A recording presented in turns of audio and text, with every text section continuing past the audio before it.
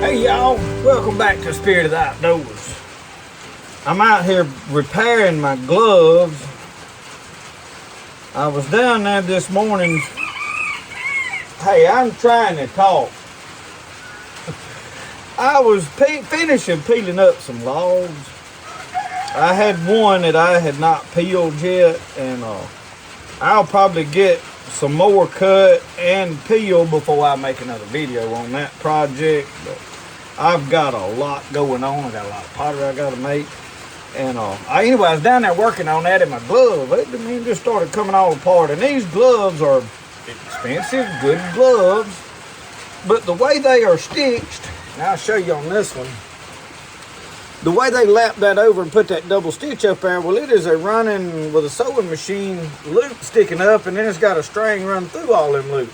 Well, if that string breaks in one place, like you see that knee is right there, when they get worn, that is a very rough place, easy to get worn. It would be a whole lot better if it was stitched like this, but it ain't. It'll just come all apart and the whole thing will unravel. So what I'm doing today, stitching this up this morning for right now, and so I'm having to kind of run through. I don't know how to explain what I'm doing, what you would call these stitches, but you can't just turn it inside out and go to sewing. So anyway, I'm working on that. But while I was out here and it started drizzling rain, we getting a little bit of rain today. Needed it bad, y'all. It's just drizzling. My daddy and them was all saying yesterday, oh, there ain't no rain in the forecast. The weatherman ain't putting no rain. But my uncle, he was predicting rain. And we was kind of laughing at him that he was giving out rain and they wasn't none in the forecast. And he was right. So, take that for what it's worth. I had a company send me a light. So I've had this light I mentioned it a week ago. I've had it for about a month. And they wanted me to do a video on it, obviously, review it. And y'all know I'm hesitant on gear. But I knew this is a good brand, and I said, well, I do want to try it out because I use a lot of lights coming in and out of the woods at night, looking for downed game. I don't do a lot of coon hunting. I may do a little this year if I decide I want to start tanning coon hides and selling the meat or something, just for fun. But because you can trap them probably easier. But this is a good light. So I took it out the other weekend. I kind of used it. We went gator hunting. I got invited on an alligator hunt, and the light performed marvelously, y'all. This is a jammed up bright, probably the brightest light I have ever had to do. And I've had several. I've had some Stanleys from Walmart, the old trigger yellow lights, really good. I've got a light I got from Amazon. It's just a regular mash a button, got a handle on it, and kind of big and bulky. And it's been a really good light. And then I've got the other two that I did reviews on. All good lights. Those have the color filaments, predator lights. Well, this is just a flashlight, but it is a really bright flashlight. Fairly expensive, but anything worth having nowadays is expensive. So I'm not a huge promoter of gear. In fact, in the last month, I have probably turned down 2 or 3 different things. Little old camp stoves, it's electric water filters. They just want you to promote all this, and if I'm not really gonna use it, I don't want it. I'm not about just getting free junk to push on y'all. I really ain't.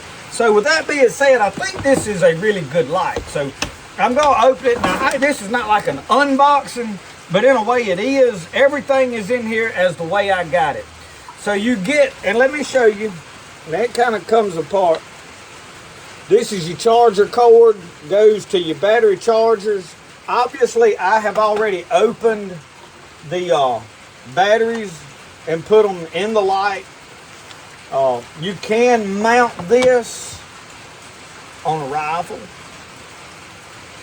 It is this. We're gonna use a toy BB gun. Look at that. You see that? And I mean solid. Magnets, okay? Boom. Stick it on your light, you're ready to go. put that on there, and you can adjust and do everything with this guide on there. And I think you can get color filaments for this light. I am not 100% sure. So let's put the BB gun up. It is not loaded, y'all. Oh, that's Brody's BB gun. So this is the TrustFire T70. I'm laying everything out. I'm gonna go ahead and get the light out. It comes with some sticky mounts, different cushion pads for you to mount it on odd and end, different things, different applications. There's a little Velcro strip so you can strap it down to something. But this is the T70, the TrustFire. So y'all, you turn this light on at the back. Okay, you see it ain't real bright. Once it is on, you've got a button here, and you got one, that's the third and 4 stages of brightness. Hold the button down and you've got an emergency signal. Y'all, we was on the Ross Barnett Reservoir. I dropped some clips from the gator hunting episode. We did not catch a gator, so I did not, and I could not make a lot of film because it was dark, and you don't use your lights a lot except for spotting where the gator. Once you find an eye, then you got to try to ease to it and get within range of throwing a hook and hooking the gator.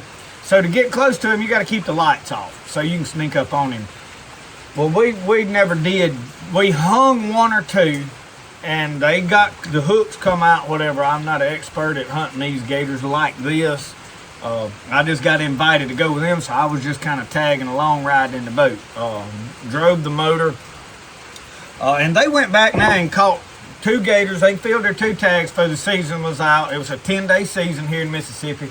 So I mean, they do a decent job. We just wasn't fortunate enough to get one, make it happen that night. But I did have some footage of shining this thing. The Ross Barnett Reservoir is a very large reservoir, and I guarantee you I was spotting alligator eyes over halfway across the lake with this light. So we was kind of trying to troll up on gators a little further off than they were used to trolling up on them. So anyway, I wanted to do a review on this light, y'all. They contacted me and said, hey, we really need you to get this video done. I guess they got word that I might have been going to just take the light and not make their video. I don't know. But we don't have a hunting season in right now. And I wanted to take it out hunting and do some actual footage with it and use it.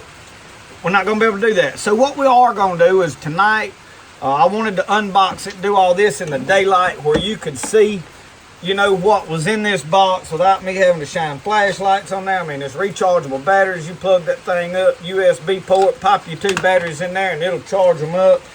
You got a clamp if you want to clamp it to a gun barrel, and you could clamp it to about anything else. I mean, you could clamp this, put your light in there, and you could clamp this to the side of the boat rails. I mean, you let your imagination run wild, but it is a little more probably for hunting. It is a hunting light. And I don't know what the actual lumens, let me look. 1 meter drop test. It says 250,000 CD. I'm assuming that is candle. Anyway, it says 1 million lumens. Oh no, 1,000 meters. Let me get all this right. We're looking at 2,300 lumens max output.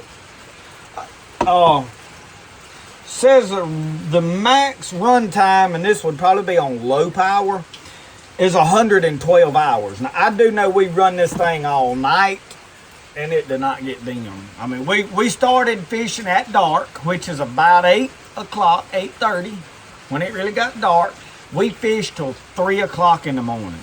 It was 2:30, 3 o'clock when we was loading the boat back up. So I run it for a long time. I really appreciate it. I will say this, the light started getting hot. Like the handle, I would cut it off and lay it down, let it cool down a little bit, because I mean, we was just steadily shining.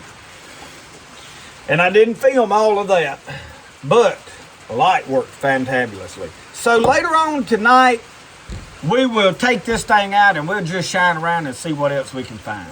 Yeah, I'm hooked. Oh God, he's coming. Y'all, we hooked up with him. Oh, it come out. Are you freaking kidding me?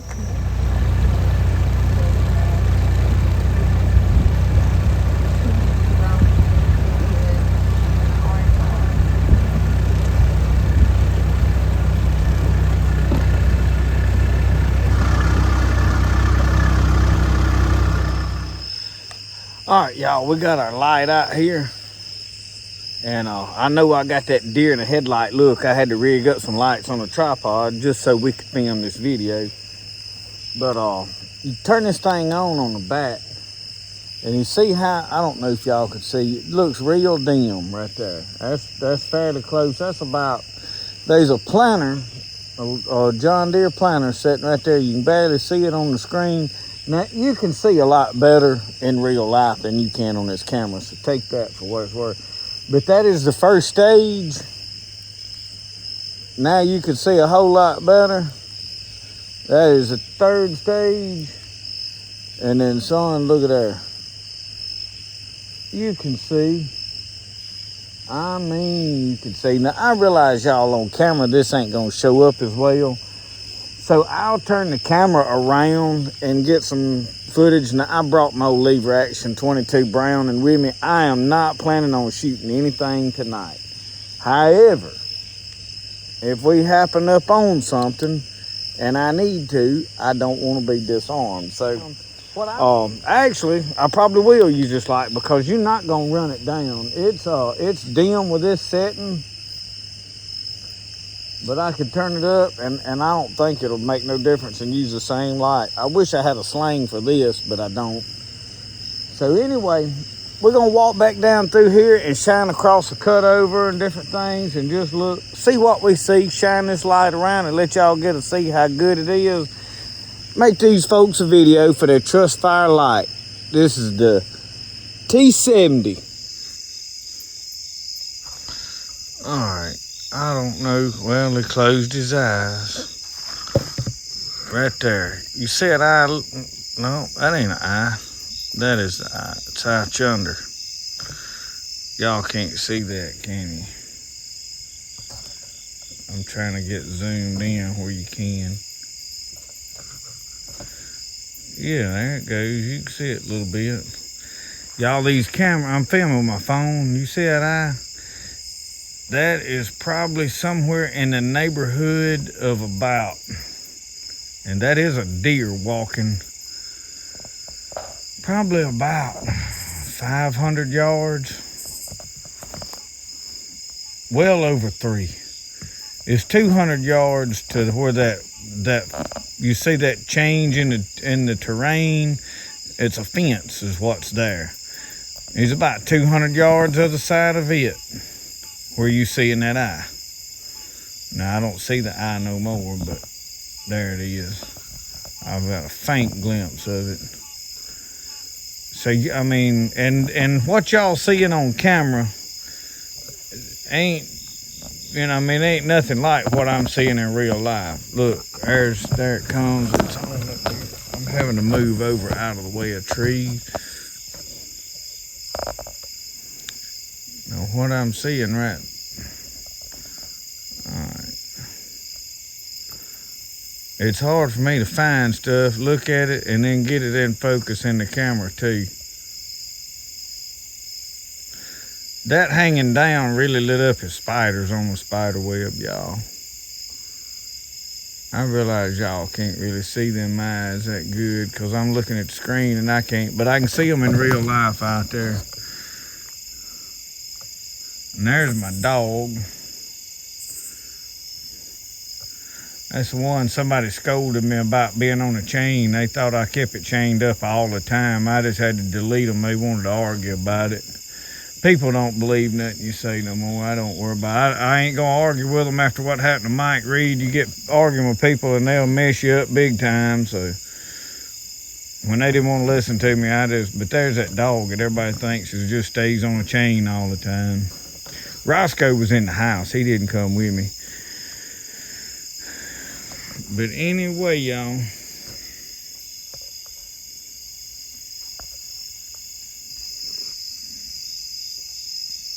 that beam of light right there, y'all, you can forevermore see.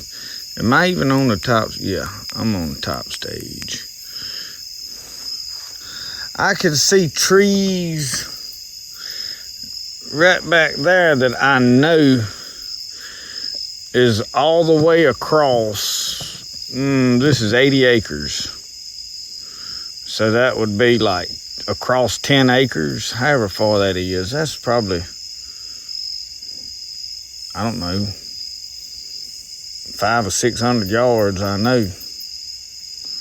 Maybe closer to 800 or 900 yards to where them trees are, I can see. Let's see if I can zoom y'all in where you can see them. Can y'all see them trees? If you want to know why everything is hazy, that is the humidity that is here. And you can see it starting to fog, and it is actually very low right now. It is actually very clear to what it is a lot of times. But y'all, you can see.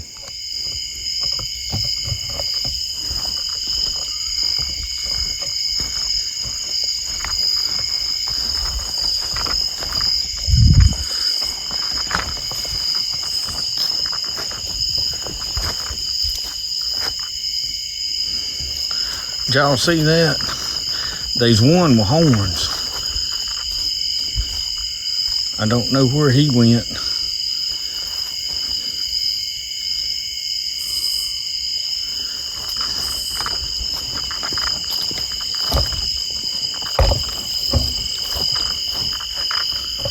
Hard for me to do this.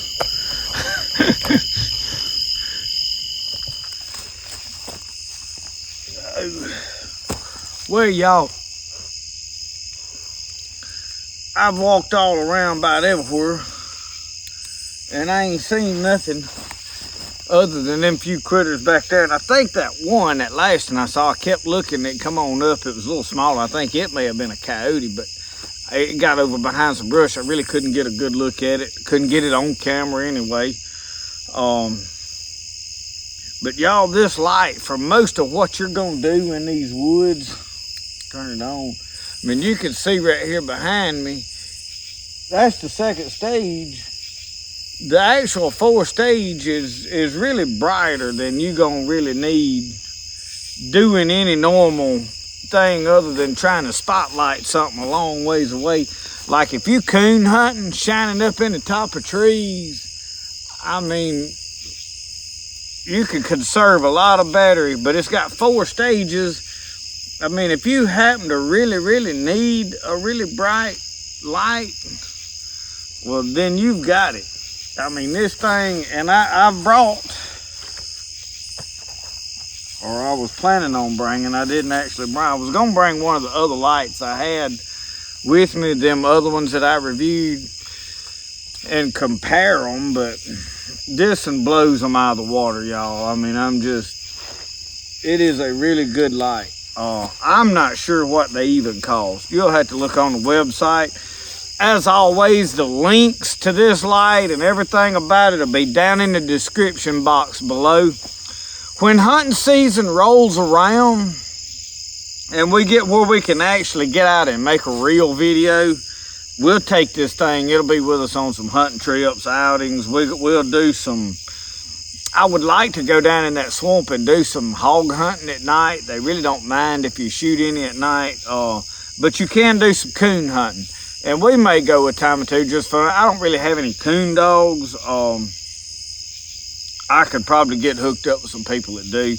I ain't real big on it. It's a lot of walking for not a lot of profit. You know what I mean? A coon is very easy to catch in a dog-proof trap, to be out stomping around, hunting, chasing them. Now, if you just want to make a video with a light, it might be fun. So, you know, that being said, I brought the old rifle out. I just wanted to tote it around with me. I really didn't need it. I was afraid I might happen up on something like a rattlesnake or something, and would shoot it basically to get the hide.